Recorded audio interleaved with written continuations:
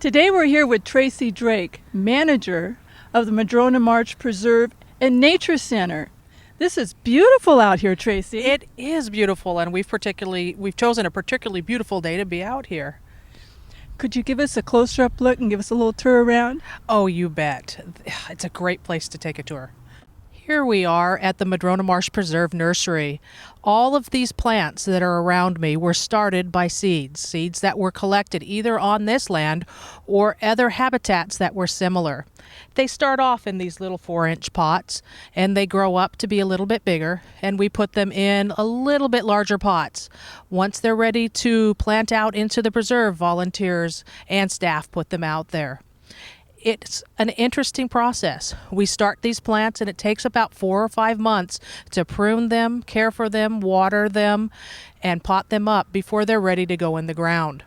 One of the things I love about the nursery is you never know when you're working here what exactly you'll see. That's why I always have my camera and my binoculars on hand. Why? What happens here?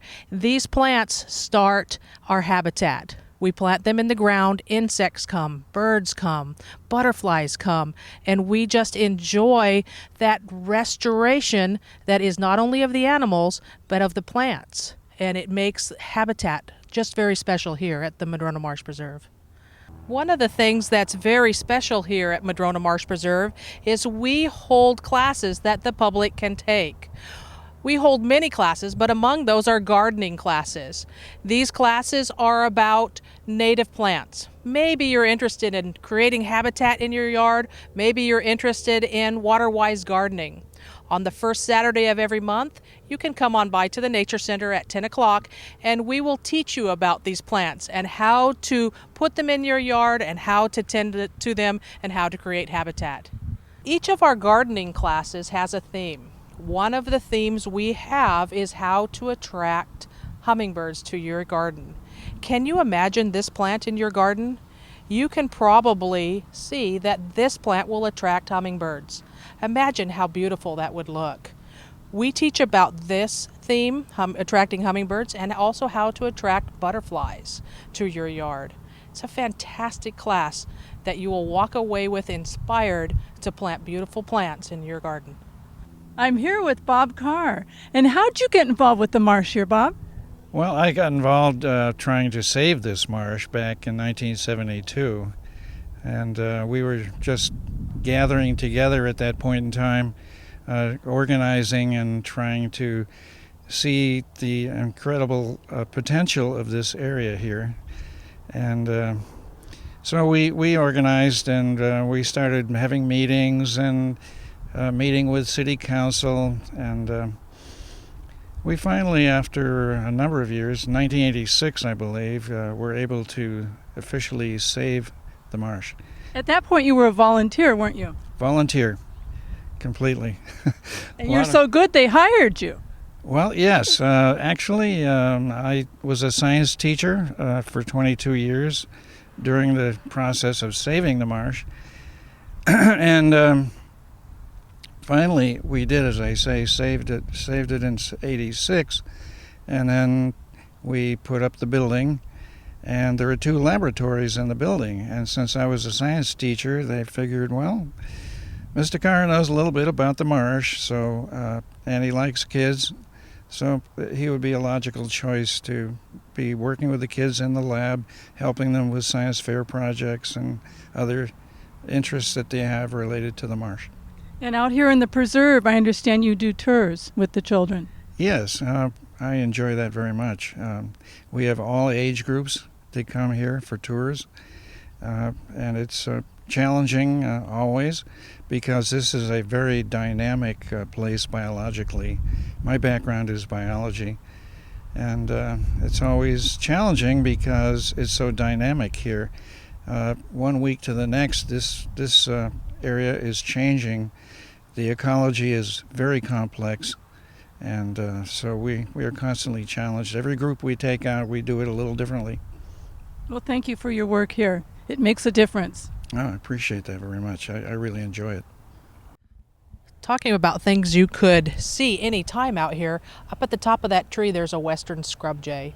Just bopping his head and having a great time here at the preserve, looking for food and playing with his friends and just enjoying being here in such beautiful habitat. Way in the distance down the path, here comes our Tykes. We run a Friday Fun program for little kids ages 2 to 6, and they learn about science and nature every single week. Oh, it's so fun to look at nature through their eyes and watch as they discover and learn about nature. I'm here with Cindy Reed, one of the volunteers here. And what was going on here with all the kids? Well, we do a program every Friday called Friday Fun. And the program starts in the classroom and they learn about a different topic each week, and then we come out into the marsh to further explore the topic. Looks like it was raccoons today. Today was raccoons, and so we were looking for places where they might live or what they might eat and some footprints. And we found some things so far, so we've done well.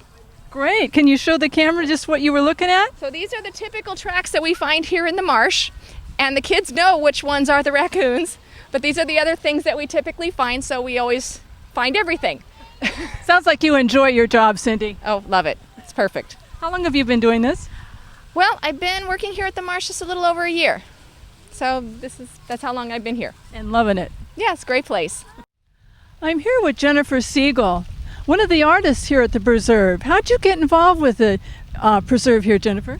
Well, I'm actually an art teacher, and they asked me to teach a class on Saturdays, and that's how I first started with them, is teaching the little kids some watercolor, and in the meantime I paint out here on my own in oils. How long have you been doing this?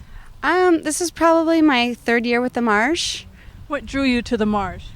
It's so pretty here, and I didn't even know it was here until I came here, and I was surprised because it's right in the middle of Torrance. So it's just the trees and the all the wildlife, really, like the birds and I like the dragonflies personally. That's so yeah. I understand that your work is on display here at the marsh. Well, actually, it'll be on display in January, and it'll be up for a month. And I'm looking forward to displaying some etchings and oil paintings of the scene around here. Yeah. Here we are in the lush riparian area of the El Segundo Dunes system. This area floods seasonally, fills up with water, and becomes abundant with life. Gosh, more than 60 different invertebrates live in the water or are born in the water. If you can see it, there's a dragonfly perched on one little dead branch that's sitting on the ground. These dragonflies are born here in the wetlands, and then they emerge, dry out, their wings stiffen and harden and fill with blood. They fly away to eat and to mature, and then they come back to the water to mate every year. We're looking here at dozens of paired dragonflies that are connected together, male in the front, female in the back. And they are depositing eggs into this moist soil and water here. These eggs will, in a few days, hatch and become little dragonflies or nymphs in the water, and they will stay there for months. They'll eat and eat and eat, and then slowly they will walk out of the water, emerge out of their stage, become adults, dry, blood will fill their wings. They will fly away and start their life as adults. When they are mature, they will return to the water to do just what they're doing here and lay eggs again. This happens year after year for many insects here on the marsh. It is very unusual to see this many dragonflies in a single pond. This many dragonflies altogether means they're really concentrating on mating and making that next generation of dragonflies.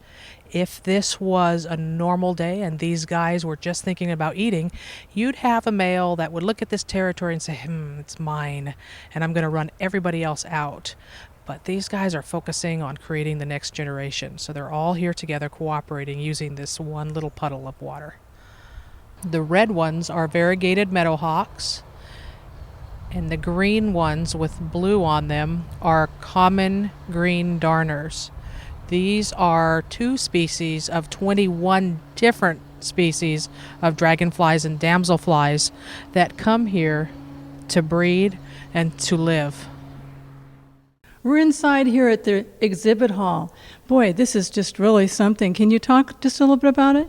Yes, this is the room where we bring most of our tours, and a lot of the classes that we teach wander through here because they can begin to get an introduction to some of our classes. We have a lot of monthly classes. The first one is the first Thursday. That's a tyke hike for little kids. And then we have Tour de Torrance. It's the first, third, and fifth Tuesday at 8:30. That one features all of the birds that are found locally. Tour all the way around Torrance. We start here, and we could bird here, or we could go someplace else, but we always start here. The second Wednesday every month, Bob Shanman of Wild Birds Unlimited comes here, and he does a tour just of the marsh, and that one's more geared for beginning birders, people who really want to learn about the marsh, learn about the habitats and the birds that come here seasonally. And the last one we have is the Out of the Wilds and Into Your Garden class. That one is the first Saturday of every month about native plant gardening. And then my very favorite, fourth weekend walks. The fourth weekend at 10 a.m., we start about there. We start here in the exhibit hall, and it's a nature walk for families. Kids come and explore the nature center, they explore the preserve, and learn about the history, the natural history of the area. There's so much that's going on here at the marsh. You've got a dream job. I love my job, and I hope that everybody comes here loves it too. In the exhibit hall, you can see a lot of the natural history of the area. The painting was developed by Ron Lebrecht of APC Graphics and volunteers, and reflects that natural history. You've got the water and the ducks and the trees and the different habitats. The other exhibits, they show the 4 different habitats of the marsh. The riparian area down by the water, moving away from that, vernal pools, alkali margin, and the back dune habitat of the El Segundo dune system. Beautifully done, put together by volunteers, and supported and financed by the Friends of Madrona Marsh, a volunteer organization that works together with the city of Torrance to manage this very special place. Thank you for joining us here at the Madrona Marsh Preserve. I'm Tracy Drake. Come on down, visit us at the Madrona Marsh Preserve. I'm Betty Wheaton. See you next time.